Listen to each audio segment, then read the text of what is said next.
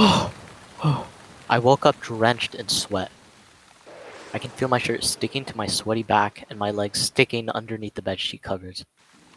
My whole body felt as if I just came out of the sauna, and as soon as I took off the covers, I was instantly relieved with the cold, frosty air that surrounded my body. It was so cold I could just barely see my breath when I sighed. I keep having these nightmares. I've been having nightmares for a while now, but the strange thing is, I can't remember them once I wake up from them.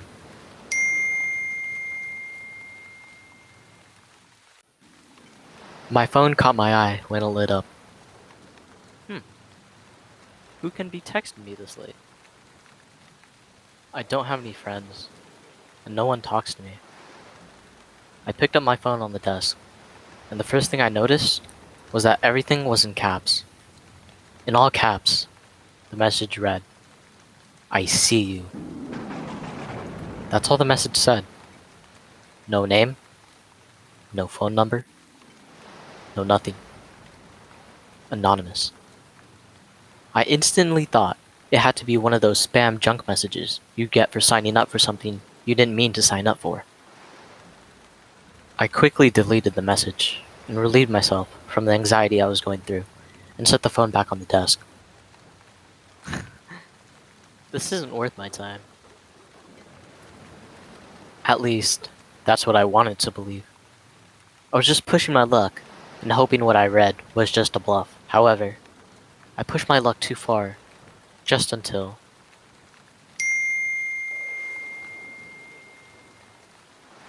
What? I woke to the loud notification from my phone, and all I can think about was that last message. I eventually mustered up the courage to read the message. Once again, it was in all caps. "I'm trying to help you." Frightened, I whispered to myself. Trying to help me? From what?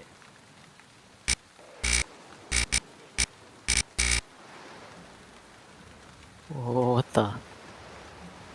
I thought to myself that it's only natural for the power to go out during a crazy thunderstorm.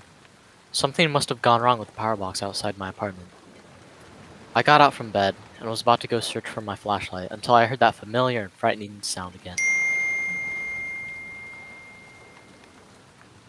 The message sent chills all throughout my body.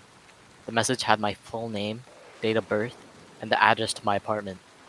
I was just about to set my phone down and try to forget about it, but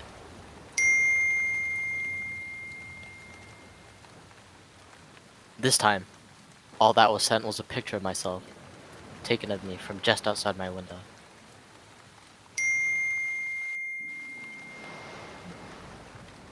In all caps, the message said, "Don't look outside." I made my way over to the window, and I put my hand over my chest and could feel my heart pounding. I needed to face my fears and look outside. I looked from the side of the window, and all I could see was a shadowy figure from the distance. I couldn't make out a face, but all I could see was a man wearing a suit and a tie. I didn't realize until he had the scissors in his hand, and the power box being open. From this point on, I realized he was the one who made the power go out. "What do you want from me?" It was raining hard outside, but I could just barely make out the man laughing. His psychopathic laughing started getting louder and louder, and he eventually started walking up to my window. I quickly got the curtains to cover my window and locked all my doors and other windows. I sat down on my bed, breathless and scared for my life. I heard another buzz coming from my phone on my desk and picked up my phone. The message read in all caps, "I told you not to look outside. They know now." I thought to myself and realized that maybe the anonymous person knew something that I didn't, and they actually were trying to help me. The banging was coming from the front door, and I can hear the man's laughing just outside. I didn't move and stayed perfectly still. The man's laughing faded, and I can hear him walking away. I slowly walked up to the door and checked outside the peephole, and when I slowly turned my head to peek outside, the man was right in front of me, and he grabbed me. I squirmed as he shoved me in a body bag and yelled as much as I could.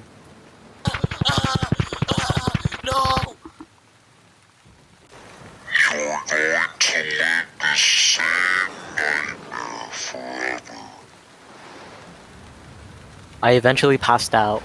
My body gave in. I woke up drenched in sweat. I can feel my shirt sticking to my sweaty back and my legs sticking underneath the bedsheet covers. My whole body felt as if I just came out of the sauna, and as soon as I took off the covers, I was instantly relieved with the cold, frosty air that surrounded my body. It was so cold I could just barely see my breath when I sighed. I keep having these nightmares. I've been having nightmares for a while now, but the strange thing is, I can't remember them once I wake up from them.